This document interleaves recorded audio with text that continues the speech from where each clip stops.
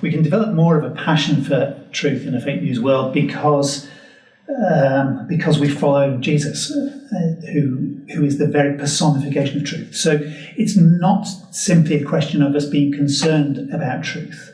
We need to live the truth. If we are followers of Jesus, we need to live the truth. So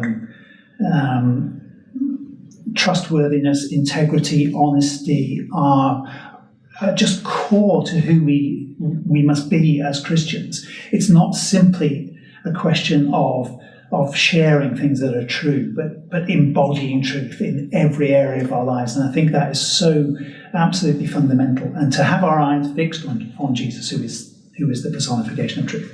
So we need to live the truth. Secondly, we need to commit to discovering the truth.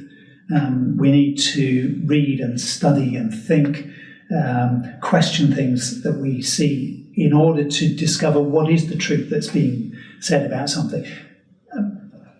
Particularly if it's an emotive issue where there's a lot of heat but not much light in the discussion that's around. We have got to put in a little bit of time, maybe a significant amount of time, to discovering actually what really is true here and not simply going with the flow. It's very easy for us just to be swept along, to be carried by the tide rather than thinking and discovering what really is true. We need to engage our brains, not just our emotions. One of the reasons there is so much fake news is that people share things that they have an emotional connection with, and we can fall into that too. There's huge pressure in a post-truth world to value things because of the emotional value to us, the emotional response they generate in us. But we need to be thinkers, not just feelers. It's not that emotions don't have their place, but we've got to go beyond our emotional response to what we're reading or seeing online.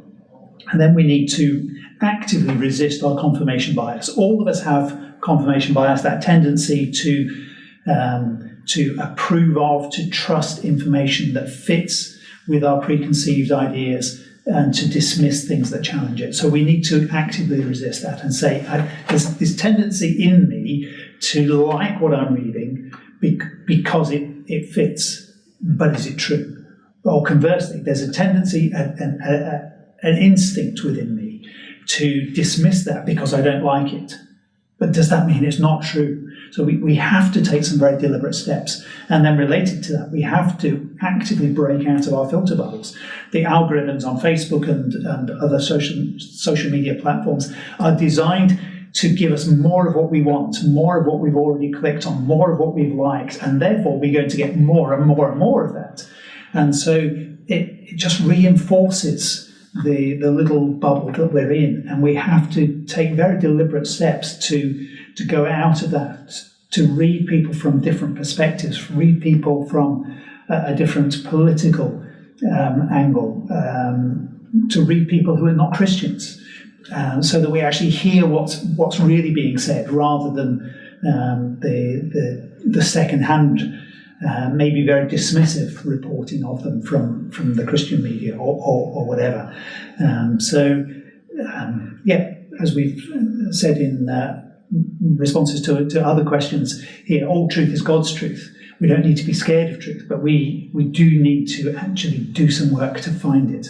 And I think as we do so, we will find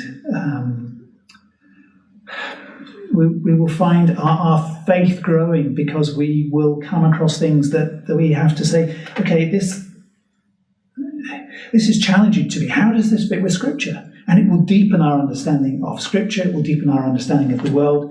It will deepen our walk with God.